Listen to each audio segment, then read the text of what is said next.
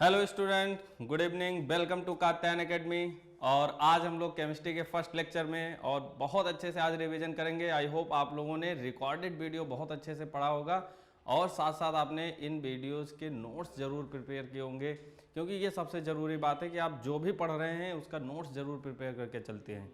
तो यहाँ पर आज जो हमारा लेक्चर है रिवीजन का, केमिकल रिएक्शन एंड इक्वेशन, और आज हम लोग फटाफट ये जो भी आपने पढ़ा है इस चैप्टर को हम लोग 2 लेक्चर में अच्छे से रिवाइज करने वाले हैं। तो कुछ आज हम लोग रिवीजन में लेंगे हाफ चैप्टर और हाफ चैप्टर अपने नेक्स्ट वाले लेक्चर में। तो चलिए भाई आ जाते हैं। सबसे पहले हम लोग कि यहाँ पर चैप्टर के नेम में सबसे पहले पहुंचते हैं। तो चैप्टर का जो नेम है वो है chemical reaction and equation. Exactly क्या होता है केमिकल इक्वेशन, क्या है, कैसे हम लोग केमिकल इक्वेशंस को बता रहे हैं। एक्चुअली जो साइंस है इसमें हम लोग जब देखेंगे कुछ चेंजेस देख रहे हैं, और केमिस्ट्री में ये जो चेंजेस हैं, जैसे अगर हम बात करें कि जो फूड है हमारी बॉडी में, ये फूड क्या हो रहा है, डाइजेस्ट हो रहा है, food digested in our body. तो अब ये क्या हो रहा है भाई, फूड डाइजेस्टेड क्यों हो रहा है? पहली बात, क्या कोई ऐसी केमिकल रिएक्शन हो रही है इसके अंदर जिसकी वजह से फूड डाइजेस्टेड हो रहा है?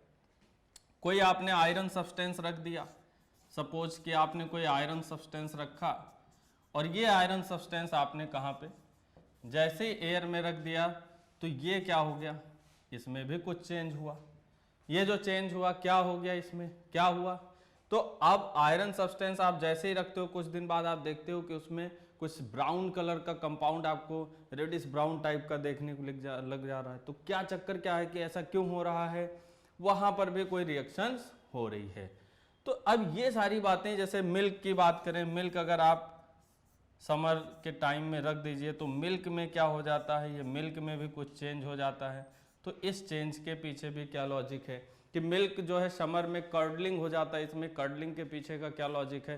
तो ये सारी बातें हम लोग कहाँ पढ़ रहे हैं, केमिकल इक्वेशन एंड रिएक्शंस में। मीन्स रिएक्शंस क्या है कि आपने कोई भी रिएक्टेंट जो पहले लिया हुआ है उसमें कुछ चेंजेस होते हैं। तो यहाँ हम लोग एक एक बेसिक बातों को समझेंगे और जरा देखते हैं, यहाँ पर थोड़ा सा स्पेस ले लेते हैं बच्चों। तो ये सारे क्वेश्चन मार्क्स जो हमारे और आपके मन में आ रहे हैं कि ऐसा क्यों हो रहा है, तो इसी बात को आज हम लोग पूरे रिवीजन में समझेंगे कि ये केमिकल रिएक्शन या इक्वेशन क्या है। तो अगर हमें केमिकल इक्वेशन को समझना है तो आप समझिए कि सबसे पहले आपको एक बेसिक बात बताते हैं। सपोज कि यहाँ पर रिएक्टेंट की हम बात करें, तो इधर हम लोग रिएक्टेंट ले रहे हैं और एक हम यहाँ चेंज के लिए एरो दिखा रहे हैं, और एरो के राइट साइड में देखिए हम क्या लिख रहे हैं, प्रोडक्ट। एरो के राइट साइड में क्या है, प्रोडक्ट है। मतलब रिएक्टेंट जो चेंज हो रहा है वो प्रोडक्ट में चेंज हो रहा है। आपने जो कुछ सब्सटेंस लिया है वो इधर साइड लिया है, वो एक टाइम बाद किस में चेंज हो जा रहा है, प्रोडक्ट में। अब रिएक्टेंट में क्या आप समझेंगे कि रिएक्टेंट 2 या 2 से ज्यादा हो सकता है, रिएक्टेंट एक भी हो सकता है।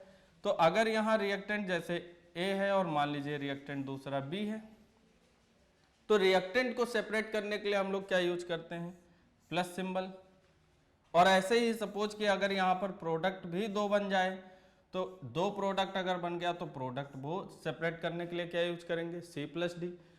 तो रिएक्टेंट चेंज हो रहा है प्रोडक्ट में, प्रोडक्ट भी 2 या 2 से ज्यादा हो सकता है, रिएक्टेंट भी 2 या 2 से ज्यादा हो सकता है। तो अब हम रिएक्टेंट को कैसे सेपरेटली लिख पाएंगे, तो उसके लिए क्या लॉजिक आ गया कि भाई बीच में आपको प्लस साइन यूज करना है। ऐसे प्रोडक्ट अगर 2 या 2 से ज्यादा है तो आपको बीच में क्या करना है, प्लस साइन यूज करना। तो ये तो होगा, पहले हम किसी इक्वेशन को लिखने का तरीका समझ रहे हैं कि केमिकल जो रिएक्टेंट है वो रिएक्टेंट किस में चेंज हो रहा है, प्रोडक्ट में। अब केमिकल इक्वेशंस की जब हम बात करते हैं तो बहुत छोटी छोटी बातें करेंगे कि चेंजेस होते कैसे हैं। तो चेंजेस में आप 2 तरीके से देख सकते हो। जैसे आपसे चेंजेस की बात की जाए तो चेंजेस 2 तरीके से हैं। आपसे कुछ यहाँ पर हम पूछें कि एक तो है कि भाई आइस जो है, आइस अगर मेल्ट हो जाए किसमें, वाटर में, तो अब इस चेंज को अपन लोग क्या बोल रहे हैं कि आइस चेंज हो रहा है वाटर में। आइस का अगर फार्मूला देखोगे तो क्या होगा, H2O ही होगा। और ऐसे वाटर का फार्मूला देखोगे तो वाटर का भी फार्मूला क्या है, H2O ही है। तो यहां पर आइस सॉलिड फॉर्म में है और वाटर लिक्विड फॉर्म में है, लेकिन दोनों का जो केमिकल फार्मूला है वो क्या है, वही है। तो क्या इसमें ऐसा कोई चेंज हो गया, क्या कंपाउंड चेंज हुआ? नो, तो इसमें कंपाउंड चेंज नहीं हो रहा है। तो अगर ऐसा कहीं पर हो रहा है कि जहां पे कंपाउंड चेंज ना हो, कंपाउंड का फॉर्मूला चेंज ना हो, बट वहां पर फिजिकल स्टेट चेंज हो जाए, जैसे ये किस फॉर्म में था, ये था सॉलिड फॉर्म में, और ये किस फॉर्म में हो गया, लिक्विड फॉर्म में। तो अब सॉलिड से लिक्विड में कन्वर्ट हो गया, लेकिन यहाँ केमिकल फार्मूला वही है, तो यहाँ हम लोग इसे क्या बोल रहे हैं, यहाँ हो रहा है फिजिकल चेंज। क्या बोलेंगे इसे, फिजिकल चेंज। इसके लिए भी फैक्टर है कि भाई फिजिकल चेंज हो ही क्यों रहा है। तो अगर आइस को देखोगे तो आइस का जो टेम्परेचर है वो कम है और वाटर का टेम्परेचर थोड़ा ज्यादा है। आइस आपको 0 डिग्री सेल्सियस पे मिल रहा है, लेकिन अब जैसे ही हम 4 डिग्री सेल्सियस की बात करते तो वहां आपको लिक्विड मिलेगा। 100 डिग्री सेल्सियस के नीचे तक हम रहेंगे तो वहां आपको लिक्विड फेज में ही मिलेगा, क्योंकि वाटर का जो बॉइलिंग पॉइंट है वो कितना है, 100 डिग्री सेल्सियस। मतलब जैसे ही ये टेम्परेचर 100 पे पहुंचेगा, वाटर का फिजिकल स्टेट फिर चेंज हो जाएगा, और अब किस में हो जाएगा, लिक्विड से गैस में आ जाएगा। ऐसे ही यहां पर आइस की बात कर रहे हैं, तो जैसे 4 डिग्री से इधर की तरफ चलोगे, 0 डिग्री सेल्सियस जैसे ही पहुंचोगे, ये आइस का मेल्टिंग पॉइंट हो जाएगा। आइस का मेल्टिंग पॉइंट क्या है, 0 डिग्री सेल्सियस, तो आप इसमें आ जाओगे। तो चेंज तो ये भी है। चेंज क्या हुआ कि आइस चेंज हो गया वाटर में, तो ये भी चेंज है। और इसको जब हम इस तरीके से इक्वेशन के फॉर्म में लिख दें कि आइस को हम लोग अगर इक्वेशन के फॉर्म में लिखें, देखिए थोड़ा हम यहां लिख रहे हैं, तो अगर आइस को हम लोग ऐसे लिख दें और इसको हमने लिख दिया लिक्विड वाटर, लिक्विड H2O, तो अब आप यहां से देख सकते हैं कि आइस को अगर आप मेल्ट करेंगे, आइस को अगर आप मेल्ट करेंगे तो ये किस में चेंज हो जाएगा, लिक्विड में। और अगर वापस इसे आप फ्रीज कर दीजिए, तो फ्रीजिंग जब कर देंगे तो ये लिक्विड फिर से किस में चेंज हो जाएगा, आइस में। तो इसको हमने एक इक्वेशन के फॉर्म में रिप्रेजेंट कर दिया। अब देखिए ये एरो इधर की तरफ भी जा रहा है और ये एरो इधर की तरफ भी जा रहा है, मतलब इधर भी आ सकते हो और इधर भी जा सकते हो। बच्चों समझो, मजा आ रहा है बहुत तेजी से, देखिए मौज में रहिए, पढ़ते रहिए। देखिए अब यहाँ पर क्या हो रहा है, ये इधर की तरफ चल रहे हैं, इधर की तरफ चल रहे हैं, दोनों डायरेक्शन में चल रहे हैं। अगर दोनों डायरेक्शन में चलते हैं अपन तो उसे बोलते हैं रिवर्सिबल रिएक्शन। क्या बोलते हैं, रिवर्सिबल रिएक्शन। तो भाई मेल्ट हो गई आइस, आइस मेल्ट होकर लिक्विड में आ गई, लिक्विड मेल्ट होकर लिक्विड फ्रीज होकर आइस में कन्वर्ट हो गया। तो ये एक इक्वेशन के फॉर्म में हमने इस चीज को रिप्रेजेंट कर दिया। तो ये क्या है, केमिकल इक्वेशन। वो अलग बात है कि अभी ये फिजिकल चेंज है। क्या है, फिजिकल चेंज है। तो फिजिकल चेंज में किसी न्यू सब्सटेंस का फॉर्मेशन नहीं होता है। फर्स्ट पॉइंट आप लर्न कर लीजिए, in physical change no new substance is formed. ठीक है, only physical state is changed. तो इसको हम जब लिखेंगे तो ये फिजिकल चेंज का इक्वेशन हो गया। अब जरा यहीं पर अगर हम लोग दूसरी बात करें, यहां पर अगर हम लोग आगे बात करें, जैसे यहां अगर आपसे कहा जाए बर्निंग ऑफ कैंडल।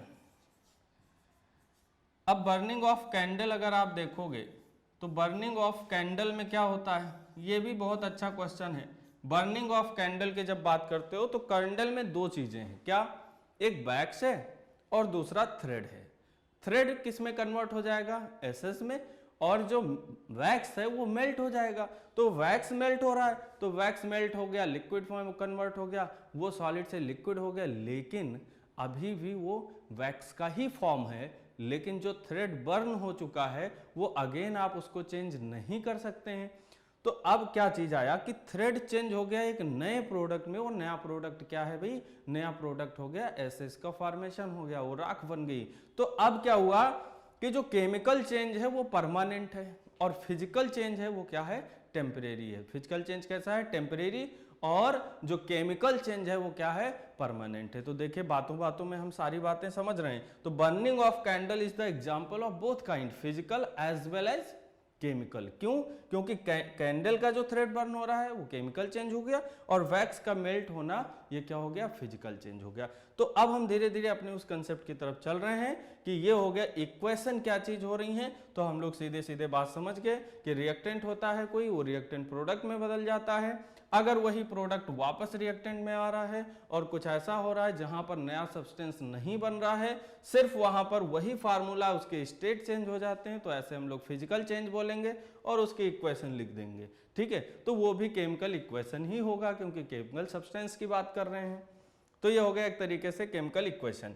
अगर हम लोग कहीं परमानेंट चेंज की बात कर रहे हैं तो अब हम वापस यहीं पर दोबारा से एक बात लिखेंगे, थोड़ा सा फिर से स्पेस लेते हैं और इस जगह हम आपको समझाने की कोशिश करते हैं। देखिए अब जरा ध्यान से समझिएगा, अगर यहीं पर बात आ रही है कि अगर हम कोई चीज बर्न कर रहे हैं, सपोज आपको हमने मैग्नीशियम वायर दिया, अब लैब में जब होता है तो आपको क्या होता है कि 2 सेंटीमीटर, कुछ 2 सेंटीमीटर का वायर आपको हमने दिया। ये 2 सेंटीमीटर का वायर आप पहले क्या करिए, इसको रबिंग करिए, क्लीन करिए, बिल्कुल आप इसको रब करके क्लीन कर लीजिए। इसके बाद आप इसको बर्न करिए। अच्छा, किसी भी चीज को बर्न होने के लिए किस चीज की जरूरत होगी, एयर की जरूरत होगी। तो आप बर्न तो करने जा रहे हैं, लेकिन ये किसकी प्रेजेंस में होगा, तो आपको ये समझना होगा कि जब भी ये बर्न होगा तो इसके लिए आपको क्या चाहिए, एयर चाहिए। और एयर में क्या प्रेजेंट है, बेसिकली ऑक्सीजन भी है और भी गैसेज हैं, लेकिन बर्न होने के लिए आपको क्या चाहिए, ऑक्सीजन चाहिए। तो मैग्नीशियम बेसिकली क्या हुआ कि ऑक्सीजन के साथ, ऑक्सीजन की प्रेजेंस में बर्न हुआ। और जब बर्न हुआ तो आप क्या करेंगे कि जैसे वो 2 सेंटीमीटर वायर लेंगे, आप उसको बर्न करेंगे स्प्रिट लैम्प की हेल्प से। तो जैसे स्प्रिट लैम्प आप ऑन करेंगे, उस पर ये 2 सेंटीमीटर वायर ऐसे ही रखेंगे, तो क्या होगा कि वो डैजलिंग लाइट वहां प्रोड्यूस करेगा। तो ये भी क्वेश्चन आता है कि मैग्नीशियम वायर जब बर्न करते हैं तो कैसी लाइट प्रोड्यूस होता है, डैजलिंग लाइट। ठीक है, अब डैजलिंग लाइट प्रोड्यूस हो रहा है, लेकिन साथ साथ आपको क्या होगा कि आप नीचे रखेंगे चाइना डिश। ये एक्टिविटी बेस्ड क्वेश्चन है, तो आप नीचे रखेंगे चाइना डिश, उस चाइना डिश में वो व्हाइट कलर का पाउडर नीचे आके कलेक्ट होता जाएगा। ठीक है, वो व्हाइट कलर का पाउडर जो बर्न हो रहा है मैग्नीशियम, इसके बाद जो बन रहा है वो व्हाइट कलर का पाउडर क्या है, मैग्नीशियम ऑक्साइड। तो ये मैग्नीशियम ऑक्साइड जो है ये व्हाइट कलर का पाउडर है, समझिए व्हाइट कलर का पाउडर है। अब आप इसमें चेक करना चाहते हो कि भाई ये जो आपने, भाई टेस्ट तो यही नहीं रुकेगा, तो एक्टिविटी बेस्ड क्वेश्चन अगर इसी पे बेस्ड आता है तो फिर इसके आगे क्या होगा, देखो जरा। अगर आपने इसमें फर्दर क्या किया, इसमें फर्दर आपने क्या कर दिया, वाटर मिला दिया। समझिएगा समझिएगा, जैसे ही आपने इसमें वाटर डाल दिया, अब जरा देखो कहीं पर भी अगर आप मेटल के ऑक्साइड में वाटर डालोगे तो तुरंत वो मेटल का ऑक्साइड जो होता है वो एल्कलाइन नेचर का होता है, बेसिक नेचर का होता है। ये वाटर में जैसे ही आप डालोगे ये चेंज हो जाएगा किसमें, ये चेंज हो जाएगा मैग्नीशियम हाइड्रोक्साइड में। किसमें चेंज हो जाएगा, मैग्नीशियम हाइड्रोक्साइड में। अब इस मैग्नीशियम हाइड्रोक्साइड में जरा ध्यान से देखो क्या दिख रहा है, इसमें कुछ OH जैसा दिख रहा है। और हम जानते हैं कि अगर किसी सब्सटेंस में OH प्रेजेंट होता है और वाटर में आपने डाला है सोल्यूशन में, अगर उसमें OH माइनस मिल गया, तुरंत हम बताएंगे कि वो सोल्यूशन कैसा है, बेसिक नेचर का।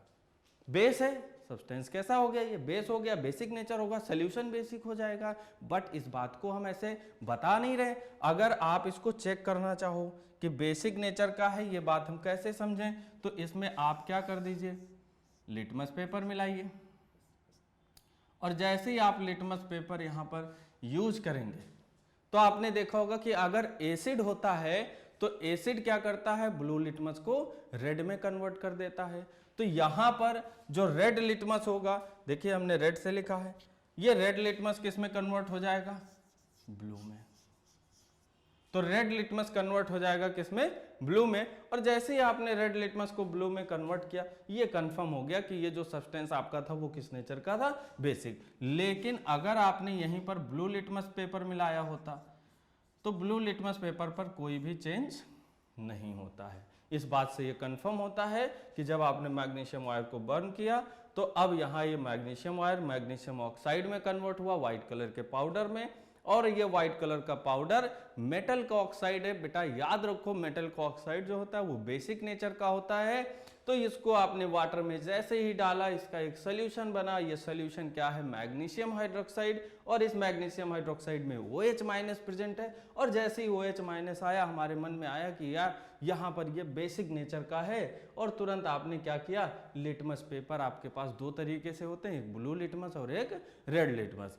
ब्लू लिटमस पेपर जैसे उस सोल्यूशन में आपने डिप किया, ब्लू लिटमस में कोई चेंज नहीं आया, उसका कलर वैसे ही बना रहा। लेकिन रेड लिटमस पेपर चेंज हो गया किसमें, ब्लू कलर में। तो बोलो भाई क्लियर हो गया कंसेप्ट। ये आया कि हम यहां पर समझ रहे हैं कि कैसे केमिकल चेंज हो रहा है। तो chemical change and chemical equation. अब ये हमने इसी बात को इक्वेशन में लिखनी होती है सारी चीजें, तो हम लोग उसी को फिर बोलने लग जाते हैं क्या, केमिकल इक्वेशन। ये चेंजेज क्या बोल रहे हैं, केमिकल चेंजेज, और ये जो सब प्रोसेस हो रहा है उसी को हम लोग क्या बोल रहे हैं, केमिकल रिएक्शन। कि आपने मैग्नीशियम को बर्न किया और बर्न करके मैग्नीशियम ऑक्साइड बन गया, this is a chemical reaction by which magnesium wire converted into magnesium oxide. तो ये क्या हो गया है, केमिकल चेंज हो गया, मैग्नीशियम का वायर एक वाइट कलर के पाउडर में चेंज हो गया, ये परमानेंट चेंज है। अब इसको आप वापस इसमें नहीं ला सकते हो, तो ये चेंज कैसा हो गया, परमानेंट। मजा आ रहा है ना, चलो पढ़ते रहो, बस पढ़ते रहो और मजा आ जाएगा। चलो नेक्स्ट पॉइंट पे आते हैं अब जरा। अब एक क्वेश्चन आता है कि बैलेंस केमिकल इक्वेशन। तो अब इसी चीज को देखो जरा, केमिकल इक्वेशन तुम्हें लिखना है और केमिकल इक्वेशन लिखना और फिर बैलेंस केमिकल इक्वेशन लिखना है। बोले क्या पागलपन वाली बात है भाई, क्या कैसे क्या करना है, कि बैलेंस की जरूरत क्यों पड़ रही है। क्या अभी तक बात थी केमिकल इक्वेशन, अब फिर आप बैलेंस बता रहे हैं, तो बहुत परेशान हो रहे हैं। तो आपको बिल्कुल परेशान नहीं होना। देखिए आप, हमने जैसे अभी पहले वाली रिएक्शन की ही बात करें, तो जैसे हमने आपको बताया कि मैग्नीशियम को आपने बर्न किया और मैग्नीशियम बर्न हुआ एयर के प्रेजेंस में, और जब ये एयर के प्रेजेंस में बर्न हुआ बालक, तो ये किस में कन्वर्ट हुआ, मैग्नीशियम ऑक्साइड में। अब जरा ध्यान से देखते जाओ, और इसी मैग्नीशियम ऑक्साइड को आपने फर्दर कहाँ पे डाला था, आपने डाला था वाटर में, और जब आपने वाटर में डाला था तो ये किस में चेंज हो गया था, ये चेंज हो गया था मैग्नीशियम ऑक्साइड में। अच्छा, इतनी बात आपको समझ में आ गई, क्योंकि अभी हमने आपको समझाया है ना। अब जरा देखो, ये लिखा हुआ है केमिकल रिएक्शन।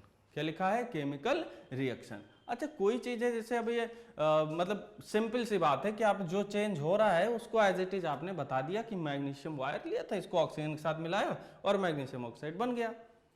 अब आप देखिए यहाँ पर क्या था, यहाँ रिएक्टेंट दो हैं लेकिन प्रोडक्ट सिंगल टाइप का है। सिंगल टाइप मतलब सिर्फ मैग्नीशियम ऑक्साइड है, लेकिन रिएक्टेंट में क्या मिल रहा है, मैग्नीशियम और ऑक्सीजन। तो अब यहाँ रिएक्टेंट दो हैं और प्रोडक्ट एक बन रहा है, लेकिन यहां पर लिखा हुआ है बैलेंस केमिकल इक्वेशन। तो वो तो बात अलग है कि हाँ चलो ठीक है, दो रिएक्टेंट लिया, एक कंपाउंड बन रहा है, तो टाइप ऑफ रिएक्शन की बात करेंगे, अभी डिस्कस करेंगे। अब आपने मैग्नीशियम ऑक्साइड को फर्दर वाटर में डाला तो मैग्नीशियम हाइड्रोक्साइड बन गया। जरा इसमें देखें कि क्या चक्कर क्या है। यहां ऑक्सीजन के एटम कितने हैं, 2, यहां ऑक्सीजन एटम कितना है, 1। तो बच्चों आप ध्यान रखिएगा, इसका जो मेथड है बैलेंस करने का वो हम लोग क्लास 11 में पढ़ते हैं, लेकिन अपन लोग यहाँ पर हिट एंड ट्रायल मेथड से इसको बैलेंस करना सीखते हैं। अब हिट एंड ट्रायल मेथड क्या होता है, हिट एंड ट्रायल मेथड मतलब इसको देखा और देख के मन में सोच लिया कि कितने नंबर ऑफ एटम यहाँ हो सकते हैं। अच्छा, मन में नहीं सोच पाए तो पेंसिल रखो और पेंसिल से बार बार उसको एटम के सामने लिखो और फिर चेक करो, फिर इरेज करो, फिर लिखो, फिर चेक करो। तो बोले ऐसे तो सर बहुत टाइम लग जाएगा, तो कोई चिंता की बात नहीं है, ये सारी चीजें पहले से रिकॉर्डेड लेक्चर में सब पहले से रिएक्शंस पढ़ी हैं। आपको एनसीईआरटी और रिकॉर्डेड लेक्चर जो हम लोग वीडियो है उसी को बार बार आपको देखना है, उसी कंटेंट को पढ़ना है और एनसीईआरटी का सपोर्ट लेते रहना है। तो अलग से आपको कोई अपनी तरफ से रिएक्शन नहीं बनानी है कि क्या करना है, उतने रिएक्शन पढ़ लो, वहीं से बोर्ड एग्जाम में आएगा। तो एक बार देखे रहोगे तो याद रहेगा। अब ऑक्सीजन कितने हैं, 2, तो यहां आप क्या कर दो भाई, 2 कर दो। चलो कुछ तो टेंशन कम हुआ। क्या कम हुआ कि यहाँ पर ऑक्सीजन 2 था और यहाँ हमने इसके सामने लिख दिया। बच्चों समझ में आया क्या ना, सर यहाँ लिख दीजिए 2, बच्चों वहां नहीं लिख सकते क्योंकि ये कंपाउंड है, ये कंपाउंड है, इसके नीचे नहीं लिख सकते, कंपाउंड का फार्मूला चेंज हो जाएगा और फार्मूला नहीं चेंज करना है। जब भी आपको नंबर ऑफ एटम बैलेंस करना हो, इसके लिए एटम को हमेशा सामने की तरफ लिखते हैं। बैलेंस करते समय जो भी नंबर लिखोगे वो सामने लिखोगे। मजा आ रहा है ना, सामने की तरफ ही लिखना है, यही ध्यान रखना है। बैक साइड में मत लिखना कि यहाँ O2 था वहां भी 2 लगा दिया, ऐसा कर दिया, गलत हो गया। अब चलो ये तो हो गया यार, ये बवाल खत्म हुआ, ऑक्सीजन 2 आ गया, लेकिन अब यहाँ मैग्नीशियम ने प्रॉब्लम कर दी। मैग्नीशियम अभी तक 1 था, यहाँ 1 था, अब ये तो 2 हो गया। तो ऐसी कोई बात नहीं, उधर हो गया, एक एक एटम को बैलेंस करो। यहाँ 2 है, पहले तुमने उधर बैलेंस किया, अब मैग्नीशियम डिस्टर्ब हो गया तो अब मैग्नीशियम को बैलेंस कर दो। तो दूसरे स्टेप में देखो, हम इसलिए कलर चेंज कर ले रहे हैं, लो दूसरे स्टेप में आप इधर 2 मैग्नीशियम कर दो। अब देखिए 2 Mg plus O2 this gives 2 MgO। कैसे देखोगे, Mg 1 × 2 हो गया मैग्नीशियम का एटम, ऑक्सीजन देखो 2 लिखा हुआ है, वही एटम है तो कितना हुआ 2। यहाँ देखो 2 × 1 Mg का एक एटम, तो इधर भी 2 और इधर हो गया ऑक्सीजन का 2। तो इस तरीके से ये रिएक्शन क्या हो गई, वैलेंस। अब अगर आप सोचो कि बैलेंस करने की जरूरत क्यों पड़ती है, तो आपने क्लास 9th से पढ़ा होगा। क्लास 9th में आपने क्या सीखा होगा भाई, ऐसा होता है law of conservation of mass. और law of conservation of mass क्या कहता है, law of conservation of mass के अकॉर्डिंग बच्चों आपको समझना है कि अगर कोई रिएक्टेंट आपने लिया है, मान लीजिए आपने 10 ग्राम रिएक्टेंट लिया है, तो law of conservation of mass means mass कहीं भी डिस्टर्ब नहीं होगा, जितना रिएक्टेंट लोगे उतना ही प्रोडक्ट कन्वर्ट होना। तो अगर आप इधर कोई मास ले रहे हो तो प्रोडक्ट साइड भी उतना ही अमाउंट वहां पर फॉर्म्ड होगा। यही समझने वाली बात है। इसलिए हम लोग रिएक्शन को बैलेंस करते हैं, किस लिए, law of conservation of mass के अकॉर्डिंग। और डाल्टन्स की एक थ्योरी है जो क्लास 9th में आपने पढ़ी थी, उसमें क्या सीखा था, एलिमेंट या कहें atom, atom neither be created nor be destroyed. अब आप समझो अगर इसको बैलेंस ना करते तो क्या होता, इधर मैग्नीशियम एक था, चलो मैग्नीशियम एक था, ऑक्सीजन 2 लिए थे लेकिन इधर ऑक्सीजन एक ही था, तो क्या एक ऑक्सीजन बेकार हो गया, तो ऐसा नहीं होगा। डाल्टन्स की थ्योरी क्या कहती है, atoms neither be created nor be destroyed. तो जो रिएक्शन से पहले रहेंगे वही रिएक्शन के बाद रहेंगे। बोलो समझ में आ रहा ना। यही चीजें समझनी थी कि दो बातें यहां आ गई समझ में कि बैलेंस करने की जरूरत क्यों पड़ी। तो बैलेंस करने की जरूरत क्यों पड़ रही है, जिससे एटम बैलेंस रहे, क्योंकि according to Dalton's atomic theory atoms neither be created nor be destroyed, that's why reaction should be balanced. Clear. दूसरा कंसेप्ट हो गया law of conservation of mass, जो उसी पॉइंट को एक्सप्लेन कर रहा है, डाल्टन्स एटॉमिक थ्योरी को। और यही चीज है कि जब एटम चेंज नहीं होगा रिएक्शन से पहले और रिएक्शन के बाद, तो इसका मतलब कि जो भी अमाउंट पहले होगा वही अमाउंट बाद में रहेगा। तो लॉ ऑफ कंजर्वेशन ऑफ मास इसी चीज को एक्सप्लेन कर रहा है। तो देखते हैं जरा कैसे, पहले इस रिएक्शन को भी बैलेंस करके देखते हैं क्या होगा। यहां पर देखो जरा, यहां पर मैग्नीशियम को हम देखते हैं, ऑक्सीजन को देखते हैं। तो जरा ऑक्सीजन देखिए यहाँ कितना है भाई, यहाँ पर हाइड्रोजन है 2 और यहाँ भी हाइड्रोजन 2 है, लेकिन यहाँ ऑक्सीजन कितने हैं 2 हैं और यहाँ ऑक्सीजन कितना है 1 और एक ऑक्सीजन यहाँ पे है। तो भाई हाइड्रोजन बैलेंस है, ऑक्सीजन बैलेंस है। अब Mg को देखें जरा, Mg1, तो ये तो बैलेंस हो गया। जब भी आपको कोई डाउट हो तो लिख लिया करो, Mg कितना है इधर 1 है, ऑक्सीजन रिएक्टेंट साइड कितना है भाई, एक यहाँ और एक यहाँ, तो कितने हैं 2। हाइड्रोजन बताओ इधर साइड कितना है 2, कोई टेंशन की बात नहीं, लिख लिया कंफर्म। प्रोडक्ट साइड में आ जाओ भाई, Mg का आइटम कितना है 1, ऑक्सीजन का आइटम, बोले सर यहाँ कैसे लिख दिया, देखो ये 1 लिखा है, ये 2 ब्रैकेट से होल ब्रैकेट 2 लिखा हुआ है, तो ये 1 में मल्टीप्लाई हो गया 2। हाइड्रोजन देखो जरा 1 × 2, तो हाइड्रोजन भी 2। जरा चेक कर लो क्या दोनों तरफ नंबर ऑफ एटम बैलेंस हैं जी। देखो मैग्नीशियम 1 उधर भी है, ऑक्सीजन 2 उधर भी है, हाइड्रोजन 2 उधर भी है।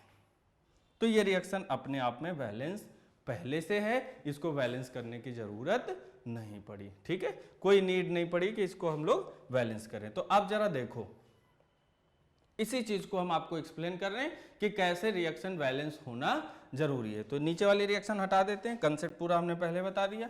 अब ऊपर वाले को देखो जरा, ऊपर वाले को देखो भैया और पढ़ते चलो बिल्कुल मस्ती के साथ, बिल्कुल अच्छे से। और बच्चों ये जरूरी है कि आप जो भी रिकॉर्डेड लेक्चर आप देखते हैं, पहले जब भी लाइव क्लास आइए उससे पहले वो पूरा वीडियो कंप्लीट करिए। यही तो चैलेंज है, जब यही आप करोगे तभी आप अपने टॉप रैंक को अचीव कर पाओगे भैया, तभी आप आगे बढ़ोगे। तो आपको रिकॉर्डेड लेक्चर पढ़ना ही है, पढ़िए, नोट्स बनाइए, फिर रिवीजन करिए, डाउट है तो पूछिए। तो यहाँ देखो जरा, मैग्नीशियम का जो मास होता है बेटा, आपने ये जरा सीखा होगा, जरा देखो आपने ऐसे क्या होगा, आपने देखा होगा मैग्नीशियम का ये जो लिखा होता है नीचे, हमेशा ध्यान रखो जो नीचे साइड लिखा होता है एलिमेंट के, वो एटॉमिक नंबर होता है, ठीक है, और ऊपर जो लिखा होता है वो एटॉमिक मास होता है। अच्छा, कुछ जगह इधर लिखा होता है, कुछ जगह ऐसे लिखा होता है, बच्चे टेंशन में आ जाते हैं, भाई टेंशन नहीं लेना, ये लो इधर भी लिखा हो तो वही चीज़ है। तो चाहे ऐसे लिखा हो चाहे ऐसे लिखा हो, तो मैग्नीशियम का जो मास होता है वो 24 होता है एटॉमिक मास, और ये atomic mass relative atomic mass होता है। ओके, तो देखते हैं जरा। तो यहाँ अगर हम मैग्नीशियम का कैलकुलेट करने चलते हैं तो मैग्नीशियम का कितना है 24, और कितने मैग्नीशियम एटम है भाई 2 हैं, तो हमने क्या कर दिया 2 × 24। अब ऐसे ऑक्सीजन की बात करें तो ऑक्सीजन को देखो इधर साइड में लिख रहे हैं, एटॉमिक नंबर 8 होता है और एटॉमिक मास कितना 16। तो यहां पर देखिए कितना है भाई 16, और कितने एटम है ऑक्सीजन के 2, तो क्या किया 16 × 2। क्लियर। चलो यहां आओ, Mg को देखो जरा ध्यान से, तो अभी हमने बताया कितना 24 और ऑक्सीजन कितना 16। यहां पर देखो 2 यहां पे नहीं लिखा है, लेकिन इन सब के बाहर देखो क्या लिखा हुआ है 2, राइट। तो अब देखिए ये कितना हो गया 48, और ये कितना हो गया 32, और यहाँ पर देखिए 2 × कितना हो जाएगा भाई, तो ये हो जाएगा 34 एंड 6 आ गया 40, राइट। तो 2 × 40 कितना आया 80 ग्राम, राइट। अब यहाँ देखिए 32 एंड 48, तो यहाँ पर अब इन दोनों को ऐड करो 48 + 32, तो ये भी कितना आया भाई, यहाँ पर भी आ गया 80 ग्राम। अब क्या हुआ देखो जरा, ये हमने दोनों सब ऐड कर दिया, सब ऐड किया। ये 48 एक रिएक्टेंट है Mg और 32 दूसरा रिएक्टेंट है, ठीक है। तो क्या हुआ भाई दोनों को ऐड किया, क्योंकि रिएक्टेंट ये पूरा का पूरा हम लेंगे, क्योंकि अभी हमने क्या कहा कि law of conservation of mass के अकॉर्डिंग जितना रिएक्टेंट आप पहले लेंगे वही रिएक्टेंट बाद में किस में कन्वर्ट होगा प्रोडक्ट में, और जब वही रिएक्टेंट प्रोडक्ट में कन्वर्ट हो रहा तो कंजर्वेशन ऑफ मास के अकॉर्डिंग क्या देखोगे कि यहाँ पर ये मास क्या होना चाहिए कंजर्व होना चाहिए, because atoms neither be created nor be destroyed, इसीलिए रिएक्शन क्या होनी चाहिए बैलेंस। क्लियर। तो रिएक्शन बैलेंस होने का इंपॉर्टेंस समझ गए ना। ओके, तो यहां से देखो भाई 80 ग्राम, और यहां देखो प्रोडक्ट साइड में भी कितना आया 80 ग्राम आ गया। क्लियर। चलो, तो इस तरीके से हम लोग रिएक्शन को बैलेंस करेंगे, और बैलेंस रिएक्शन होना जरूरी है। आप एक बार एटम को देख लीजिए, रिएक्शन को देख लीजिए, लर्न कर लीजिए। मुश्किल से 6-7 रिएक्शन ऐसी दी गई हैं एनसीईआरटी में, आप उन्हीं को देखिए। तो एक बार जरा अपने कंसेप्ट को चेक करो कि जो हमने बताया वो सब आ गया या नहीं, एक बार चेक करिए सब लोग।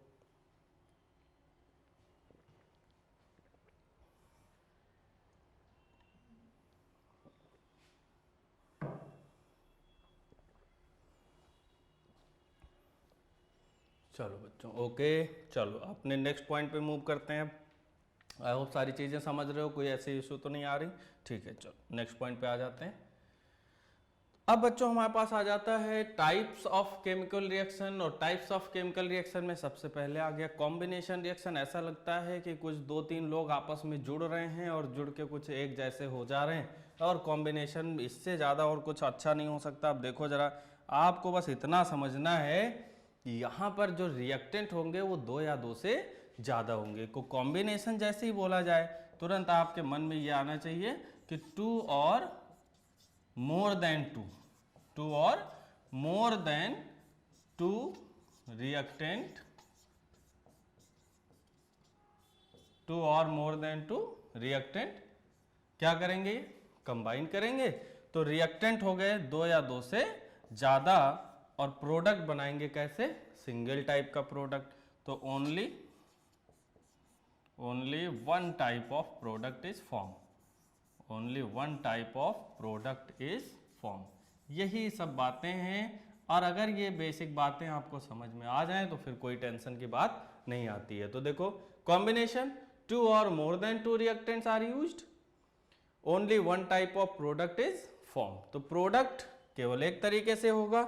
अब इसमें जैसे हम बहुत ऐसे बेसिक बात करें, बेसिक बात करते हैं। देखो जरा, अगर आपने ले लिया H2, तो ये क्या है हाइड्रोजन। अब ये हाइड्रोजन गैस है, और आपने ले लिया आयोडीन, ये भी अगर आपने गैस फॉर्म में लिया है कोई बात नहीं। अब यहाँ से देखो जरा क्या बन जाता है HI, तो क्या बन गया ये HI, और ये भी हमने गैस फॉर्म में बना दिया। क्या रिएक्शन बैलेंस है? जी नहीं। देखिए हाइड्रोजन के एटम कितने हैं? 2, आयोडीन के एटम कितने हैं? 2, लेकिन वहां पर हाइड्रोजन और आयोडीन कितना है? 1 1। तो किधर लगा दूं? क्या नीचे 2 2 कर दूं? फिर से मैंने बोला नीचे साइड में नहीं करना है, जब भी बैलेंस करने जाओगे कहाँ लिखोगे? सामने की तरफ। बोलो ना, किधर लिखना है? सामने की तरफ। तो हमने यहाँ पर लिख दिया 2HI। ठीक है, अब जरा इस डेफिनेशन को पढ़ो। 2 और मोर देन 2 रिएक्टेंट्स, तो देखिए H2 प्लस I2 कितने रिएक्टेंट हैं? 2। Product only 1 type of product, तो HI hydrogen iodide is the product. Clear है ना? तो हाइड्रोजन आयोडाइड यहाँ पर प्रोडक्ट है और रिएक्टेंट वही देखो 2, कौन से? हाइड्रोजन और आयोडीन। तो इस तरीके से ये रिएक्शन अब आप बता सकते हैं कि रिएक्शन कौन सी होगी? कॉम्बिनेशन। बच्चों टेंशन नहीं लेने का, कॉम्बिनेशन हो, सिंथेसिस हो, फॉर्मेशन हो, सबके एग्जाम्पल यही इसी तरीके से बताएंगे। तो आपसे डेफिनेशन में पूछा जाए कॉम्बिनेशन रिएक्शन क्या है, सिंथेसिस रिएक्शन क्या है, तो क्या बताएंगे? व्हेन 2 और more than 2 reactants combined it gives only 1 type of product, such reactions are called synthesis reaction और कॉम्बिनेशन रिएक्शन और formation reaction. Generally synthesis reaction are exothermic in nature. Then new question कि exothermic reaction क्या है? ऐसी chemical reaction जिसमें amount of energy release हो। तो जब भी यहाँ फॉर्मेशन होगा, प्रोडक्ट का कॉम्बिनेशन होगा, तो साथ साथ में यहाँ पर एनर्जी भी रिलीज होगी। और अगर एनर्जी रिलीज होती है किसी रिएक्शन में तो हम लोग क्या बोलेंगे कि रिएक्शन कैसी हो जाएगी? एक्सोथर्मिक नेचर की। तो अगर एनर्जी रिलीज होती है रिएक्शन में तो रिएक्शन होगी एक्सोथर्मिक। क्लियर है? और एक दो एग्जाम्पल की बात करते हैं, ऐसी कौन सी बात है भाई? तो देखो जरा, अगर हम ले लें N2 प्लस हम ले लेते हैं H2 और ये अगर आप देखते हैं यहाँ से बन जाता है NH3। क्या ये रिएक्शन बैलेंस है क्या? देखो फिर से नाइट्रोजन हाइड्रोजन 2 हैं, नाइट्रोजन 2 हैं, हाइड्रोजन, लेकिन यहाँ पर देखिए क्या हो रहा है? हाइड्रोजन 3 और नाइट्रोजन कितने हैं? 1। तो हम फिर से इसको बैलेंस करके देखते हैं। अगर आप बैलेंस करने चलते हैं तो यहाँ 2 नाइट्रोजन है, हम पहले 2 नाइट्रोजन यहाँ लिख देते हैं। इस तरीके से जैसे ही आपने 2 लिखा, अब हाइड्रोजन हो चुका 2 × 3 कितना? 6। देखो देखो समझो, हिट एंड ट्रायल मेथड भाई, ऐसे ही समझना है। तो 2 × 3 कितने हो गए? 6 हो गए। इसका मतलब अब यहाँ पर हमें इसको 6 बनाने के लिए यहाँ पर 3 करना होगा। तो N2 + 3H2 this gives 2NH3। और बच्चों इस रिएक्शन का नाम होता है हैबर प्रोसेस। क्या नाम है? Haber process. हैबर प्रोसेस के थ्रू क्या प्रोड्यूस होती है? Ammonia gas. तो हैबर प्रोसेस के थ्रू अमोनिया गैस प्रोड्यूस होती। और कुछ इसमें एडिशनल इंफॉर्मेशन अगर लिखें तो यहाँ पर जो आयरन है बच्चों, ये है कैटलिस्ट। अच्छे से लिख देते हैं आयरन। ऐसा लग रहा है FC लिखा है, तुम कहोगे सर सिंबल ही पता नहीं कैसे हो गया। तो आयरन का जो सिंबल है वो क्या होता है? Fe। क्या होगा?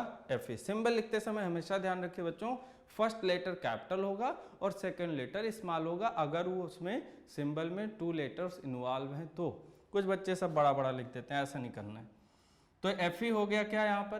कैटलिस्ट हो गया। कैटलिस्ट का काम क्या होता है कि अमोनिया अगर धीरे धीरे बन रही थी, जैसे ही आयरन मिलाओगे ये रिएक्शन फास्ट हो जाएगी और अमोनिया बहुत जल्दी प्रोड्यूस होने लग जाएगी। तो आयरन हो गया। ठीक, यहाँ पर टेम्परेचर का भी आपको ध्यान रखना है। यहाँ पर 450 डिग्री सेल्सियस के नियर बाई टेम्परेचर रहता है, 450 to 500 भी लिख सकते हैं। और जो प्रेशर है वो लगभग हम लोग 200 ATM के नियर बाई रखेंगे।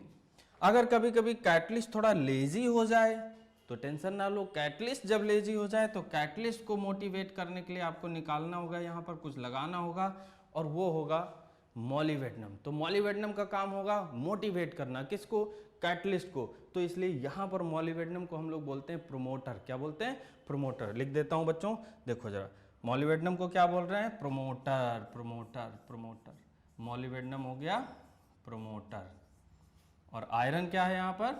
कैटलिस्ट। तो कैटलिस्ट का काम क्या होता है? कैटलिस्ट का काम होता है रिएक्शन की स्पीड को यहाँ पर बढ़ा देगा और अमोनिया ज़्यादा से ज़्यादा प्रोड्यूस होने लग जाएगी। तो कैटलिस्ट जब काम करना कम करेगा तो प्रोमोटर क्या करेगा, कैटलिस्ट की इफिशियंसी को बढ़ाएगा। तो यहाँ पर ये भी क्वेश्चन हो गया कि प्रोमोटर क्या है, तो प्रोमोटर क्या करेगा, it increases the efficiency of catalyst. और कैटलिस्ट क्या करेगा, catalyst increases the rate of reaction, catalyst increases the rate of reaction. Clear है। तो इस तरीके से यहां भी देखिए आपने रिएक्टेंट कितना लिया है 2 और प्रोडक्ट कितना बना है सिंगल टाइप का। तो ये भी रिएक्शन कैसी हो गई, कॉम्बिनेशन। तो ऐसे कितनी भी रिएक्शन हो जहां ऐसा हो रहा हो कि रिएक्टेंट 2 या 2 से ज्यादा हो और सिंगल वहां पे प्रोडक्ट बन रहा हो, तो हम लोग क्या बोलेंगे, कॉम्बिनेशन रिएक्शन या सिंथेसिस रिएक्शन या formation reaction. Is it okay? Okay, चलो नेक्स्ट पॉइंट पे चलते हैं। बच्चों आप बहुत अच्छा समझ रहे हैं। Next reaction is decomposition. इससे पहले के टॉपिक को आप बहुत अच्छे से सोचिए और समझिए। रिकॉर्डेड लेक्चर बहुत ध्यान से पढ़िए और हर एक बात को समझिए और पॉइंट्स। कुछ बच्चे ऐसे क्या होता है, देखते रहते हैं फोन में, लैपटॉप में देखते रहते हैं। अरे देखो मत, उसको कॉपी में लिखो। देखने से कभी नहीं याद होती केमिस्ट्री, लिखने से याद होगी। लिखते रहो, पढ़ते रहो, प्रैक्टिस करते रहो, क्वेश्चन लगाते रहो। ये सारी चीजें जब करोगे तो केमिस्ट्री आपको अपने आप आने लग जाएगी। तो आज ही से ये काम करना है कि रिकॉर्डेड लेक्चर को देखिए और देखते देखते आप खुद से वहां पर नोट्स बनाते चलिए, प्रिपेयर करते चलिए और पढ़ते चलिए अच्छे से। अब देखिए आ रहा है डीकम्पोजिशन रिएक्शन। अब डीकम्पोजिशन जैसे ही बोलेंगे तो फिर से आप समझिए, डीकम्पोज होना, ऐसा लग रहा है कि कोई सब्सटेंस आपने लिया उसको तोड़े दे रहे हैं। ठीक है, तो आपको यहाँ ब्रेक करना है कंपाउंड्स को। तो ब्रेक करना है मतलब ब्रेक होने के बाद बहुत सारे पीसेज मिल सकते हैं, बहुत सारे प्रोडक्ट वहाँ मिल सकते हैं। और ये प्रोडक्ट जहाँ से टूट रहे हैं, तो सपोज कि वो जो टूट रहा है कंपाउंड वो लार्ज कंपाउंड हो, तो जहाँ पे बनेगा टूट के फिर से बनेगा तो वो कंपाउंड अब सिंपल हो जाएंगे। तो हम यहाँ क्या कह सकते हैं कि वन रिएक्टेंट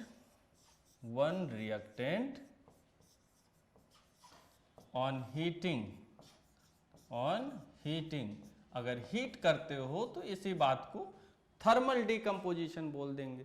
अगर आप हीट कर रहे हो तो one reactant on heating break into, किसमें ब्रेक हो जाएगा बच्चों, ब्रेक इनटू 2 और मोर देन 2 और किसमें चेंज होगा, सिंपलर प्रोडक्ट में, 2 और मोर देन 2 सिंपलर प्रोडक्ट। बस बन गई बात। देखो तो रिएक्टेंट को आप हीट करोगे और ये 2 या 2 से ज्यादा प्रोडक्ट में चेंज हो जाएगा। और ऐसे रिएक्शंस को अपन लोग क्या बोल रहे हैं, डीकम्पोजिशन रिएक्शन। जरा देखते हैं, जैसे यहां पर आपने ले लिया मैग्नीशियम कार्बोनेट। तो मैग्नीशियम कार्बोनेट का फार्मूला है बच्चों MgCO3। अब MgCO3 को जैसे ही आप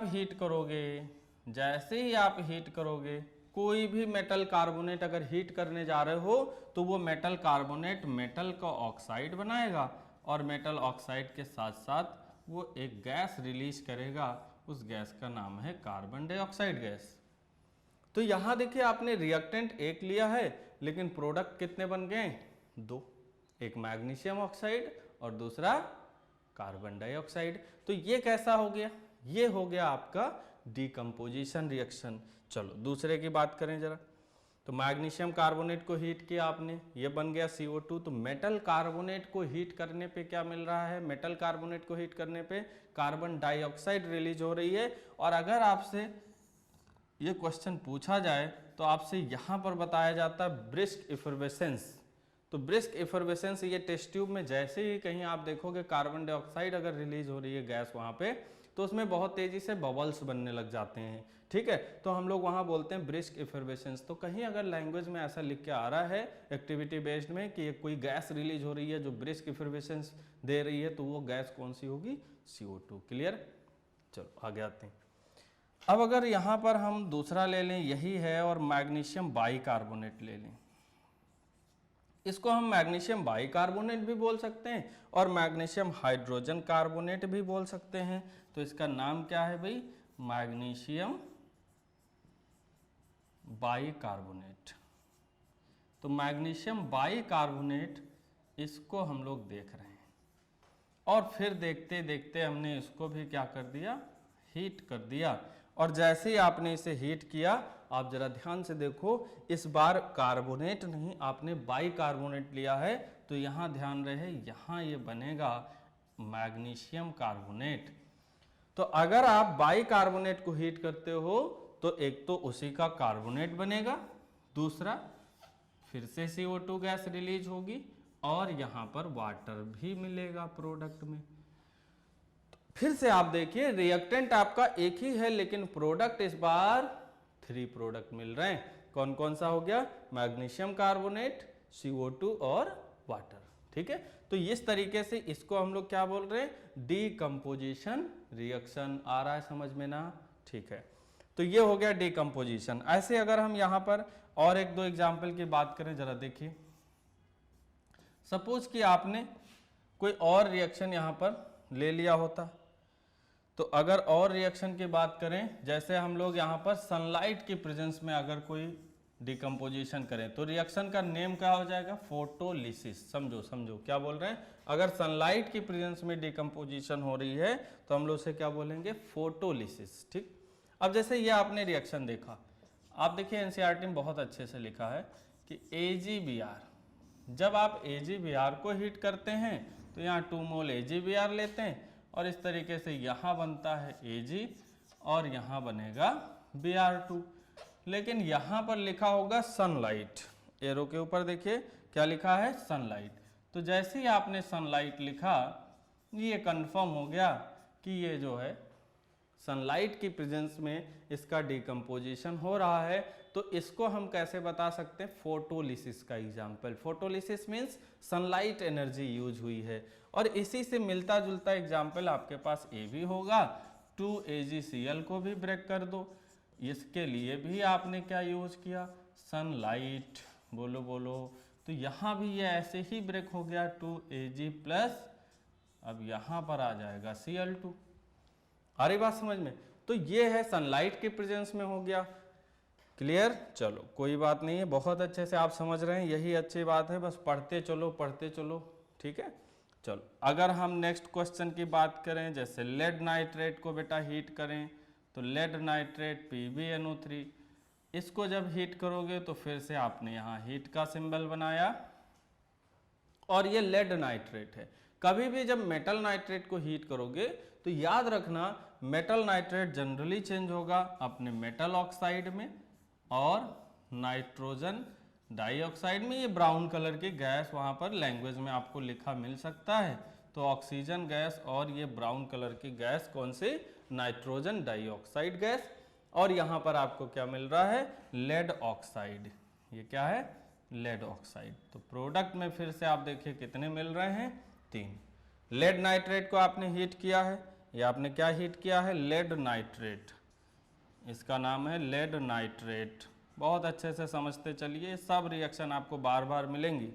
तो लेड नाइट्रेट को आपने हीट किया, ये लेड ऑक्साइड में कन्वर्ट हो गया और ब्राउन कलर के गैस जिसे बोल रहे हैं नाइट्रोजन डाइऑक्साइड, और किसमें, ऑक्सीजन में। क्लियर है? चलो नेक्स्ट क्वेश्चन पे आते हैं। तो ये नेक्स्ट आया अपने पास डिस्प्लेसमेंट रिएक्शन। अब डिस्प्लेसमेंट का मतलब उसके पोजीशन से डिस्प्लेस करना है। तो ऐसे रिएक्शंस में आपको मेटल रिएक्टिविटी सीरीज हमने बहुत याद कराई है, और देखिएगा रिकॉर्डेड वीडियो में आप बार बार देखिए, ये सारी चीज़ें आप पढ़ते चलिए। तो डिस्प्लेसमेंट का मतलब ऐसा हो गया कि कोई ऐसा मेटल हो, कोई ऐसा एलिमेंट हो जिसकी रिएक्टिविटी क्या हो, ज़्यादा हो, तो वो अपने से नीचे के मेटल को उसके साल्ट से डिस्प्लेस करेगा। करें कैसे, देखते हैं। कह रहे हैं इसी बात को बताना है। तो सपोज कि हमने यहाँ पर जिंक लिया और यहाँ हम ले लें कॉपर सल्फेट, कॉपर सल्फेट का सल्यूशन ले लें। देखो जरा, ये आपने कॉपर सल्फेट का सल्यूशन लिया, जिसका जो कलर आपको देखने को मिलेगा, अभी देखिए ये है ब्लू कलर में। ये कैसे है भाई, ब्लू कलर में। ठीक है, तो अब क्या होगा, ये रिएक्शन आगे प्रोसीड कर रहे हैं। देखो अब मेटल रिएक्टिविटी सीरीज को अगर आप ध्यान से देखें बच्चों, तो जिंक जो है वो ऊपर है और जो कॉपर है वो हाइड्रोजन से भी नीचे है, और ये हाइड्रोजन से ऊपर है मेटल रिएक्टिविटी सीरीज में। ठीक है, तो कॉपर हो गया नीचे और जिंक हो गया ऊपर, तो रिस्पेक्टिव पोजीशन में कौन ऊपर है? जिंक। बहुत ध्यान से समझो, कोई भी मेटल अगर रिस्पेक्टिव पोजीशन में, मतलब इसे जिंक और कॉपर की बात कर रहे हैं, तो जिंक और कॉपर में देखें तो जिंक कहाँ पे है? ऊपर है, और कॉपर कहाँ पे है? नीचे है। इसका मतलब ऐसा हो गया कि जो ज़्यादा ऊपर है रिएक्टिविटी सीरीज में, एक्चुअली पहला क्वेश्चन ये समझ लो, metal reactivity series is based upon decreasing order of metal reactivity और increasing order of metal reactivity. तो आप समझिएगा ये क्वेश्चन आ चुका है, तो यहाँ मेटल जो सबसे टॉप पे होता है उसकी रिएक्टिविटी सबसे ज़्यादा होती है, फिर हम ऊपर से नीचे की तरफ आते हैं, और जब ऊपर से नीचे की तरफ आते हैं तो मेटल की रिएक्टिविटी डिक्रीज होती जाती है। तो मेटल्स की जो रिएक्टिविटी सीरीज है, एक्टिविटी सीरीज है, this is based on decreasing order. कैसा? Decreasing order. जो सबसे टॉप पे होता है वो ज़्यादा रिएक्टिव होता है। तो जिंक और कॉपर को देखें तो जिंक क्या हो जाएगा? ज़्यादा रिएक्टिव, और कॉपर क्या हो जाएगा? कम रिएक्टिव। क्लियर है? क्लियर है? ओके। तो अब देखो क्या होगा, तो जब ऐसा होगा तो जिंक ज़्यादा रिएक्टिव है, ये तुरंत कॉपर को क्या कर देगा? डिस्प्लेस कर देगा मेरे भाई, डिस्प्लेस कर देगा। बच्चों समझो, ये जिंक आएगा और इस कॉपर को यहाँ से डिस्प्लेस कर देगा, और जैसे ही डिस्प्लेस करेगा तो कॉपर को भगाएगा। भाई कॉपर गया बाहर, ठीक है, कॉपर हटा दिया, अब खुद आके उस कॉपर की जगह लग जाएगा। तो फार्मूला क्या बना? ZnSO4। अब तुम खुद सोचो बच्चों, जब ये कॉपर था तो कॉपर का जो कलर है वो कैसा है? ब्लू कलर है, लेकिन वो जब आयनिक फॉर्म में था सल्फेट में, यहां पर देखो ये होता है Cu+2 आयन, और यहां पर ये बना सल्फेट आयन। इस Cu+2 आयन की वजह से ही जो कलर होता है वो क्या होता है? Blue colour. अब वो आयनिक फॉर्म में है नहीं। क्यों? ऐसा क्यों नहीं है? क्योंकि जिंक ने कॉपर को उसके प्लेस से डिस्प्लेस कर दिया और इसने क्या बना लिया? ZnSO4। और ये ZnSO4 फिर आपको दिखेगा कलरलेस। Zn+2 का जो चार्ज है आपको देखने को मिल रहा है Zn+2, तो Zn+2 जो आयन है बच्चा, इसकी वजह से क्या होता है? ये आयन कलरलेस होता है, और ये सल्फेट बनाया तो, लेकिन यार ये है कलरलेस, और इस आयन की वजह से कोई भी सोल्यूशन, जब आपको यहाँ पर साल्ट सोल्यूशन देखने को मिलेगा तो इस जिंक आयन की वजह से क्या होगा? कलरलेस होगा। तो फाइनली क्या हुआ कि blue colour of copper sulphate solution get decolourises because of this displacement reaction. क्यों डिस्प्लेसमेंट रिएक्शन हुई? Because zinc is highly reactive than copper, so that zinc can replace the copper from their salt solution. Is it okay? तो ये यहाँ पर concept हो जाता है कि जो ज़्यादा रिएक्टिव है वो उसको डिस्प्लेस कर देता है। और अगर ऐसे ही हम अगर दूसरी रिएक्शन की बात करें बच्चों, देखो जरा, सपोज यहाँ पर हमने ले लिया मैग्नीशियम, और इस मैग्नीशियम को हम यहाँ पर HCl में डाल दें, और ये HCl हम ले लें डाइल्यूट एसिड। अब जरा आप समझिए, अगर मैग्नीशियम को आपने एसिड में डाला है, ये HCl है, तो मैग्नीशियम ऊपर है मेटल रिएक्टिविटी सीरीज में, देखो आपके सामने होना चाहिए मेटल रिएक्टिविटी सीरीज, और ये हाइड्रोजन नीचे है, तो मैग्नीशियम ऊपर है, हाइड्रोजन नीचे है, तुरंत रिएक्शन होगी, और रिएक्शन होगी तो कुछ तो प्रोडक्ट बनेगा। क्या बनेगा? देखो, ये मैग्नीशियम हाइड्रोजन को डिस्प्लेस करेगा और खुद आके लगेगा, तो यहाँ पर जो बनेगा वो MgCl2, और साथ में ये गैस रिलीज हो जाएगी। कौन सी गैस? हाइड्रोजन। रिएक्शन को अगर बैलेंस करोगे तो यहाँ पर 2HCl लिखना होगा, तो ये हो गया Mg+2HCl डाइल्यूट। डाइल्यूट की बात करेंगे, कंसंट्रेट नहीं। क्या बनाया? MgCl2, और क्या रिलीज हुई? H2 gas. क्लियर है? तो यहाँ पर भी रिएक्शन कैसी होगी? Simple displacement. क्लियर है? चलो भाई नेक्स्ट पॉइंट पे आते हैं। डबल डिस्प्लेसमेंट, बहुत अच्छी रिएक्शन। डबल डिस्प्लेसमेंट, अभी भाई एक ही लोग डिस्प्लेस करते थे, अब क्या हो रहा है? दो दो लोग डिस्प्लेस कर रहे हैं, मतलब एक तरीके से एक्सचेंज होने जा रहा है। देखो जरा, अगर यहाँ हम डबल डिस्प्लेसमेंट की बात करें तो यहाँ एक लाइन आप जरूर याद करिए, mutual exchange of ions. Mutual exchange of ions, और आयंस को ही यहाँ पर हम लोग रेडिकल भी बोलते हैं बच्चों। तो म्यूचुअल एक्सचेंज ऑफ आयंस यहाँ देखने को मिलेगा, जिसे हम लोग बोलेंगे क्या? रेडिकल्स भी बोलेंगे, और अगर म्यूचुअल एक्सचेंज होता है तो हम लोग बोलेंगे डबल डिस्प्लेसमेंट। जरा देखते हैं क्या होता है। सपोज कि अगर हम यहाँ पर एक रिएक्शन ले लें और यहाँ हमने रिएक्शन ले लिया AgNO3, इस AgNO3 को हम बोल रहे हैं सिल्वर नाइट्रेट। क्या बोल रहे हैं? Silver nitrate. इस सिल्वर नाइट्रेट को अपने मिला दिया है किसमें? NaCl के साथ। और ये सब हम एक्वस मीडियम में कर रहे हैं। किसमें? एक्वस मीडियम में। तो ये भी AQ और ये भी AQ, एक्वस। अब जैसे ही आपने एक्वस मीडियम में मिलाया इन दोनों को, तो मिलाने के साथ देखो क्या हुआ। समझो समझो समझो बच्चों, समझो, जरा ध्यान से समझो। अच्छा जरा देखो, ये जो सिल्वर है इसके साथ कौन है? नाइट्रेट है। अब तुमको एक्सचेंज करना है। एक्सचेंज करना है, सिल्वर के साथ नाइट्रेट है, अब तुम सिल्वर के साथ क्लोरीन कर दो। तो अब जैसे ही तुमने यहां पर लिखा AgCl, तो सोडियम के साथ Cl था, अब किसके साथ आ गया भाई? सिल्वर के साथ आ गया। और सोडियम के साथ क्लोरीन था, अब सोडियम के साथ ले जाओ किसको? नाइट्रेट को। तो NaNO3, NaNO3। अब ये जो AgCl है, ये AgCl जरा ध्यान से देखिए, ये AgCl बनाएगा प्रिसिपिटेट। क्या बनाएगा? प्रिसिपिटेट। और ये प्रिसिपिटेट कैसा बनेगा? वो बन जाएगा वाइट प्रिसिपिटेट। तो जैसे ही आप ये दोनों टेस्ट ट्यूब लो और टेस्ट ट्यूब में सिल्वर नाइट्रेट सोल्यूशन और सोडियम क्लोराइड को जैसे ही मिलाओगे, टेस्ट ट्यूब में रिएक्शन होगी। कौन सी? Double displacement means mutual exchange of ions. और तुरंत वहां क्या मिल जाएगा टेस्ट ट्यूब में? एक वाइट प्रिसिपिटेट। और ये वाइट प्रिसिपिटेट किसका रिजल्ट है? डबल डिस्प्लेसमेंट रिएक्शन का रिजल्ट है। क्लियर हो रहा है? चलो, यही सब चीजें आपको समझना है अच्छे से। तो ये डबल डिस्प्लेसमेंट आ गया और ये बहुत अच्छी बात है, आप समझ रहे हैं लगातार। तो आपको डबल डिस्प्लेसमेंट करना है। अब जरा कुछ बातें करते हैं। देखिए, कुछ बच्चों ने मुझे क्वेश्चन भेजा है, तो इस क्वेश्चंस को अपन लोग डिस्कस करेंगे कि क्या है भाई। तो बच्चों ने बहुत मेहनत से ये सब काम किया है। क्वेश्चंस भेजना भी बहुत बड़ा टास्क है, अगर आप पढ़ेंगे तभी क्वेश्चन भेज पाएंगे। तो बहुत अच्छी चीज़ है, आप भेज रहे हैं। तो सबसे पहले रोहित रघुवंशी जी का क्वेश्चन है और इन्होंने बोला है कि sir isomerism and chemical property of metal non available. तो आपको रोहित जी बिल्कुल टेंशन नहीं लेना है। आइसोमेरिज्म जो टॉपिक है वो कार्बन एंड इट्स कंपाउंड के रिकॉर्डेड लेक्चर में आप पढ़ेंगे, और केमिकल प्रॉपर्टी ऑफ मेटल जो आप पढ़ेंगे वो मेटल्स एंड नॉन मेटल्स के वीडियो में आप रिकॉर्डेड में पढ़ेंगे। तो पहले आप इसको वहाँ पढ़िएगा, फिर अपन लोग फिर नहीं समझ आएगा तो आप दोबारा से फिर मेल करिएगा, उसमें रिकॉर्डेड है पूरा। तो पहले उस चैप्टर पे हम पहुँचेंगे तब वहाँ डिस्कस करेंगे इसको, ठीक है। चलिए, दूसरा क्वेश्चन है सुग्रीव का।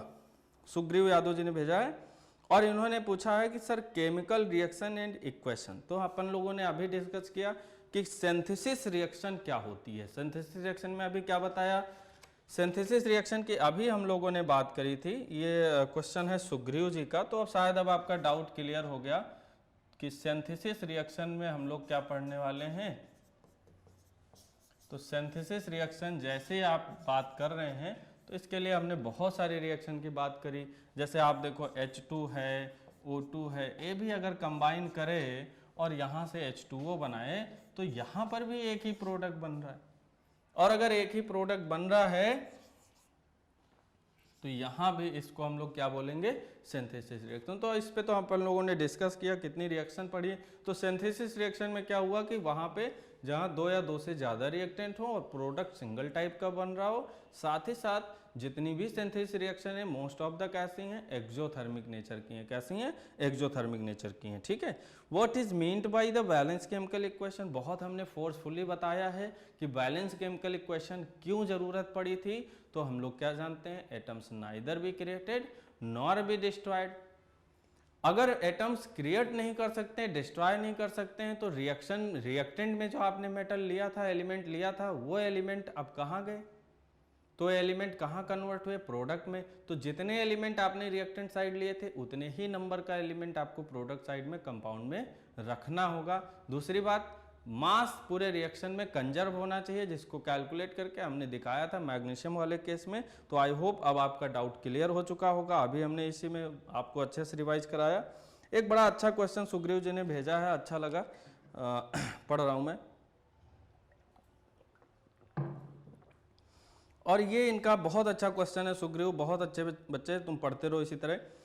इन्होंने क्वेश्चन भेजा है कि सब्सटेंस एक्स, तो जैसा क्वेश्चन कह रहा है बच्चा बस वैसे ही चलना शुरू कर दो, मजा आ जाएगा तुम्हें। देखो जरा, कह रहे हैं कि एक सब्सटेंस है एक्स है, an oxide of a metal, a substance X an oxide of metal is used extensively in the cement industry.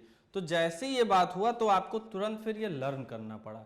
क्या लर्न करना पड़ा कि सीमेंट इंडस्ट्री में कौन सा है वो जो यूज होता है। तो भाई आपको यहाँ याद रखना होगा बच्चों, ये थोड़ा सा आपको लर्निंग था, इसको हम लोग बोलते हैं क्विक लाइम। तो ये जो क्विक लाइम है यही यूज होता है किसमें, सीमेंट इंडस्ट्री में। और ये रॉ मटेरियल का, ये आप क्लास 11th में पढ़ेंगे, तो ये रॉ मटेरियल का लगभग 50% जो है सीमेंट का वो यही यूज होता है रॉ मटेरियल्स में। कह रहे हैं is use extensively in cement industry. अब हमें तो पहले पता हो गया तो हमने लिख दिया, अब आगे क्वेश्चन देखते हैं। खैर, this element is found in our bones also लो। तो बोन्स में अब ये देखो कैल्शियम एलिमेंट होता है, तो इसीलिए कहते हैं ना दूध पियो भाई, मिल्क ज़्यादा से ज़्यादा पियो, क्योंकि मिल्क में क्या है, कैल्शियम है ना। तो वो बोन्स को क्या करते हैं, बोन्स को स्ट्रांग करती हैं। तो ये बात आ जाती है कि भाई वो this element is found in our bones also, तो कैल्शियम एलिमेंट बोन्स में मिलेगा। On treatment with water is form a solution which turn red litmus blue. मतलब इसकी बात कर रहे हैं कि अगर आप इसे वाटर में डाल दें, जो ऑक्साइड है, तो वाटर में डालते ही ये क्या बनाएगा बच्चा, देखो कैल्शियम हाइड्रोक्साइड।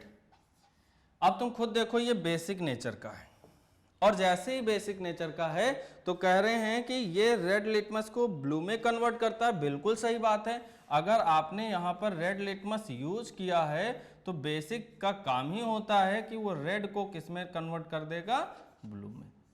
और ये जैसे हुआ ये कंफर्म हो गया, रेड लिटमस जैसे ब्लू में कन्वर्ट हुआ ये कंफर्म हो गया कि ये सब्सटेंस जो था वो किस नेचर का था, बेसिक का था। Identify x and also right the chemical reaction involve. तो हम लोगों ने देखिए रिएक्शन लिख दिया, और x क्या है, तो x के लिए अगर ऐसे आप रिएक्शन लिखें तो x के लिए आप क्या कर सकते हैं, x का पहले हम आइडेंटिफाई कर लिए कि ये जो है x क्या हो गया, ये x इक्वल टू हो गया C। तो अब C के साथ जैसे ही आपने एयर में डाला तो ये एयर के साथ क्या बना लेगा, कैल्शियम ऑक्साइड।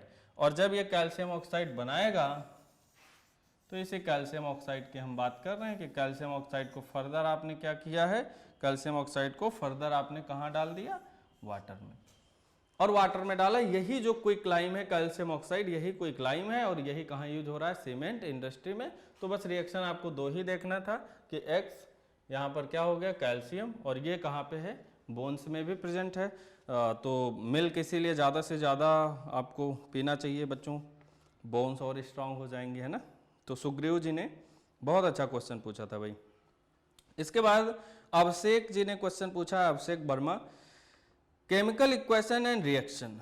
बच्चों अभी हम लोगों ने डिस्कस किया केमिकल रिएक्शन एंड इक्वेशन। तो बेसिकली अपन लोग करते क्या हैं, केमिकल इक्वेशन एंड रिएक्शन की अगर बात करते हैं तो रिएक्शंस का मतलब, केमिकल रिएक्शंस का मतलब कि जो रिएक्टेंट साइड में होता है वो पुराने बॉन्ड ब्रेक हो जाते हैं, means breaking of old bond on the reactant side and formation of new bond takes place on the product side. This is the chemical reaction। ठीक है, अगर डेफिनेशन पूछा जाए तो हम वहां पर ये भी लिख सकते हैं। और फिर जो केमिकल चेंज हो रहा है उसी को जब इक्वेशन के फॉर्म में लिख देते हैं तो वो क्या हो जाता है, केमिकल इक्वेशन। तो बहुत सारी बातें यहाँ पर हम लोगों ने अभी तक कर ही ली है, अब आपको क्लियर हो जाएगा डाउट। लेकिन इसके बाद जो आपने क्वेश्चन पूछा वो काफ़ी अच्छा है। और क्वेश्चन में इन्होंने पूछा है अभी अभिषेक जी ने कि शाइनी कलर्ड एलिमेंट एक्स है। तो देखते हैं भाई, शाइनिंग कलर्ड एलिमेंट एक्स है और इस एलिमेंट के साथ कुछ बात हो रही है। देखें जरा क्या बात हो रही है शाइनिंग कलर्ड एलिमेंट के साथ। थोड़ा सा स्पेस ले लेते हैं, आपकी भी बात पूरी आ जाए, है ना।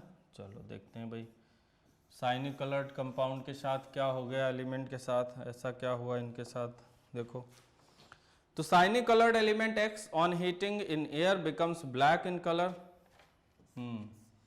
इसको हीट कर रहे हैं, और हीट कहाँ पे कर रहे हैं, एयर की प्रेजेंस में, और कह रहे हैं कि ये ब्लैक कलर का कंपाउंड बना रहा है, ब्लैक कलर का कंपाउंड बना रहा है। तो कोई ऐसी बात नहीं है।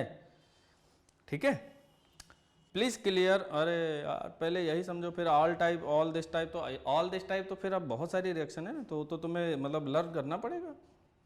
तो अब जैसे ये साइनी कलर्ड है तो ये ब्लैक कलर में हो जाता है, तो आपको यहाँ पर name the element x and the black colour, तो आपको याद होना चाहिए कि जो कॉपर का ऑक्साइड होता है वो ब्लैक कलर का कंपाउंड होता है, आपके सिलेबस में बहुत अच्छे से लिखा है। तो हमने पहले वही ऑक्साइड का नेम लिखा, क्या नाम है इसका, कॉपर ऑक्साइड, ठीक है। तो अब यहाँ पर इसमें किससे रिएक्शन करा दें, कॉपर के रिएक्शन, और एयर से है, इसका मतलब आपको O2 यहाँ पर लेना होगा। तो ये रिएक्शन क्या वैलेंस है, नहीं जी नहीं वैलेंस है, तो वैलेंस कर लेते हैं यार, लो 2Cu प्लस O2, तो ये जो कंपाउंड है यही ब्लैक कलर का है, क्या नाम हो गया इसका, कॉपर ऑक्साइड, क्या नाम हो जाएगा, कॉपर ऑक्साइड। तो इस तरीके से आपको बच्चे जितने भी आप एनसीईआरटी में जो रिएक्शंस दी गई हैं उनके कलर जो आपको देखने को मिल रहा है वो सारी चीज़ें आप अच्छे से लर्न करिए, वहाँ से कोशिश करिए कि ज़्यादा से ज़्यादा चीज़ें याद रहें। इसके बाद आर्यन जी का क्वेश्चन है कि sir I just want to say please explain oxidation and reduction reaction and all the exceptions, specially बेटा ऑक्सीडेशन रिडक्शन में ऐसे कोई एक्सेप्शंस वाली बात तुमसे नहीं पूछा जा रहा है, तुम इसके लिए पहली बात टेंशन मत लो।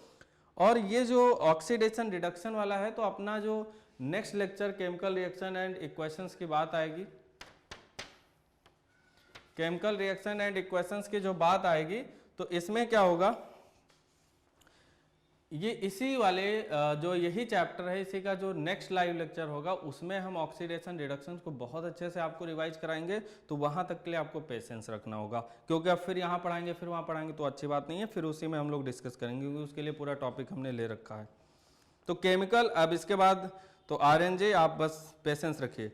शालिनी यादव जी का क्वेश्चन है केमिकल रिएक्शन एंड इक्वेशन, बच्चों सबका एक ही जैसे डाउट आया, क्या चक्कर है भाई, वीडियो पहले अच्छे से देखो और नोट्स जरूर बनाओ, क्योंकि ये सारी चीजें तो रिकॉर्डेड वीडियो में, इसका मतलब आप या तो प्रॉपर वीडियो नहीं देख रहे हो, तो पहले आपको रिकॉर्डेड लेक्चर बहुत अच्छे से देखना बच्चों, सारे डाउट्स आपके क्लियर होंगे। फिर भी नहीं होता है तो बहुत अच्छी चीज है, आप प्रॉब्लम भेजते चलिए। तो केमिकल रिएक्शन एंड इक्वेशन अभी हमने एक्सप्लेन किया थोड़ी देर पहले और पढ़ाते समय बताया, लेकिन हाँ जो आपने क्वेश्चन पूछा वो बड़ा अच्छा है, कह रहे why does the colour of copper sulphate change when iron is dipped in it, समझो जरा। चलो ये क्वेश्चन तो आपका अच्छा है, तो जरा देखते हैं इस पे। इस क्वेश्चन में इन्होंने क्या पूछा है देखते हैं। तो आपका आया है कि कॉपर सल्फेट सॉल्यूशन है, तो कोई बात नहीं यार, लो कॉपर सल्फेट सॉल्यूशन ले लो। इसमें अपन ने क्या ले लिया है, कॉपर सल्फेट का सॉल्यूशन, ये पूरा इसमें कॉपर सल्फेट का सॉल्यूशन है। इसमें आपने लिया है CuHO4 सॉल्यूशन। अरे इतना इंटरेस्टिंग क्वेश्चन है, मौज आ जाए। देखो जरा, कॉपर सल्फेट सॉल्यूशन में आप करने क्या जा रहे हो, आप इसमें जैसा शालिनी जी कह रही हैं तो शालिनी जी के अकॉर्डिंग इन्होंने इसमें आयरन डिप किया है। अगर आप इसमें आयरन डिप कर रहे हैं तो आयरन डिप करने के बाद क्या होगा, यही इनका कहना है। तो अपन लोग भी देखते हैं क्या होगा भाई, ऐसी कौन सी बात है। तो अगर इसमें आयरन आप डिप कर दे रहे हैं, चलो इसको पूरी तरह यहाँ से डिप कर ही देते हैं। तो ये हो गया आयरन की कोई रॉड मान लेते हैं कि आयरन रॉड आपने मिलाया। तो आपको पहला कंसेप्ट क्या समझना है कि जैसे ही आयरन रॉड मिलाया पहले आप कंपेयर करो कि मेटल एक्टिविटी सीरीज में कौन ऊपर है। तो हम आपको बताएं कि आप मेटल एक्टिविटी सीरीज बच्चे याद कर लीजिए, बिना इसके आप इस टाइप के रिएक्शंस क्वेश्चंस नहीं कर पाएंगे। तो आयरन ऊपर है और कॉपर नीचे है। तो सिंपल सी बात है कि अपन लोग को ये रिएक्शन लिखना होगा, आयरन प्लस CuSO4, और जैसे ये रिएक्शन आप लिखेंगे आपके मन में जो डाउट है अब क्लियर हो रहा होगा कि सर जी जो आयरन है ये मेटल रिएक्टिविटी सीरीज में ऊपर है, ये कॉपर को यहाँ से डिस्प्लेस कर देगा, और जब डिस्प्लेस करेगा बच्चा तो क्या बन जाएगा, FeSO4, और अब कॉपर अकेला यहाँ हो जाएगा। तो जब कॉपर अकेला हो जाएगा, थोड़ी देर पहले हमने बताया था कि जो ब्लू कलर आता है कॉपर का वो किसकी वजह से आता है, कॉपर आयन की वजह से। तो यहाँ पर अब ये क्या हो जाएगा, जो आयरन का कलर यहाँ आपको देखने को मिलेगा वो बच्चे आ जाएगा। अब जो सोल्यूशन होगा इसका डर्टी ग्रीन प्रेसिपिटेट आपको थोड़ा देखने को मिलेगा, डर्टी ग्रीन कलर आएगा। क्यों ऐसा आएगा, क्यों ऐसा आएगा, देखो देखो देखो ऐसा क्यों आएगा भाई, तो डर्टी ग्रीन जो कलर आएगा वो Fe+2 आयन की वजह से ही आएगा। तो डर्टी ग्रीन कलर की बात करेंगे तो किसकी वजह से, Fe+2 आयन का जो कलर होगा वो ग्रीन होता है, लेकिन इस कंपाउंड में वो डर्टी ग्रीन कलर आएगा। और अब ये जो Cu+2 आयन है, तो Cu+2 आयन उधर बचा नहीं, वो आयन किस में कन्वर्ट हो गया, Cu में। तो इसका बताओ रिएक्शन कैसी होगी, सिंपल डिस्प्लेसमेंट रिएक्शन। और इस सिंपल डिस्प्लेसमेंट रिएक्शन की वजह से आयरन यहाँ कन्वर्ट हो रहा है आयरन सल्फेट सोल्यूशन में, तो आयरन की रॉड जो है वो धीरे धीरे डिजॉल्व होने लग जाएगी और ब्लू कलर सोल्यूशन किस में चेंज हो जाएगा, डर्टी ग्रीन कलर में। क्लियर हो गया Shalini ji? Okay. Why do we apply paint on iron article, तो क्रोजन से प्रिवेंशन के लिए, बट ये आपके सिलेबस से हट चुका है तो आप इसमें मेहनत मत करिए। अब इसके बाद फिर सार्थक चौधरी का क्वेश्चन है और इन्होंने पूछा है कि सर रेडॉक्स रिएक्शन, तो बच्चों नेक्स्ट लेक्चर में अपन इसी चैप्टर में डिस्कस करेंगे रेडॉक्स रिएक्शन को, तब तक आपको पेशेंस रखना है। सौम्या जी का कहना है केस बेस्ड स्टडी। बच्चों हमने बहुत सारे क्वेश्चंस केस बेस्ड स्टडी आपको करा रखा है मेटल एंड नॉन मेटल में, तो आपको वहाँ पर पहुँच के वो रिकॉर्डेड लेक्चर जब आप देखेंगे तो आपके वो डाउट्स वहाँ से क्लियर हो जाएंगे। ठीक है, तो बच्चों आज के लिए थैंक यू सो मच, आप लोगों ने बहुत अच्छे से पढ़ा है। हर एक वीडियो को आप अच्छे से देखिए, नोट्स जरूर बनाते चलिए। अपने नेक्स्ट लेक्चर में अपन लोग रेडॉक्स रिएक्शन और जो टाइप ऑफ रिएक्शंस में कुछ बचे हैं, एक्सोथर्मिक एंडोथर्मिक, ये सारे डाउट्स क्लियर करेंगे। लेकिन अगर किसी को कोई किसी भी क्वेश्चंस में आपको डाउट है, आप तुरंत आप ईमेल करिए, और इसके लिए आपको नंबर दिया ही गया है, ईमेल आईडी भी पता है, तो आप वहाँ से क्वेश्चंस करिए, मज़ा आ जाएगा। ठीक है, तो आप मिलते हैं अपने नेक्स्ट लेक्चर में। Thank you so much.